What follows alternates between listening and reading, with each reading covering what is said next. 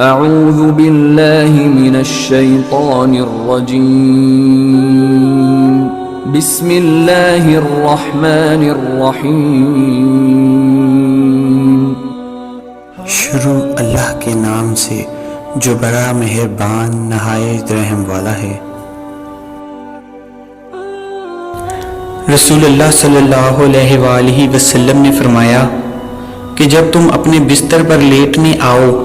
تو اس طرح وضو کرو جس طرح نماز کے لیے کرتے ہو، پھر داہنی کروٹ پر لیٹ کر یوں کہو: اے اللہ، میں نے اپنا چہرہ تیری طرف جھکا دیا، اپنا معاملہ تیرے ہی سپرد کر دیا، میں نے تیرے ثواب کی توقع اور تیرے عذاب کے ڈر سے تجھے ہی پشت پناہ بنا لیا، تیرے سوا کہیں پناہ اور نجات کی جگہ نہیں۔ اے اللہ، جو کتاب تو نے نازل کی میں اس پر ایمان لایا، جو نبی تو نے بھیجا میں اس پر ایمان لایا، تو اگر اس حالت میں اسی رات مر گیا تو فطرت پر مرے گا۔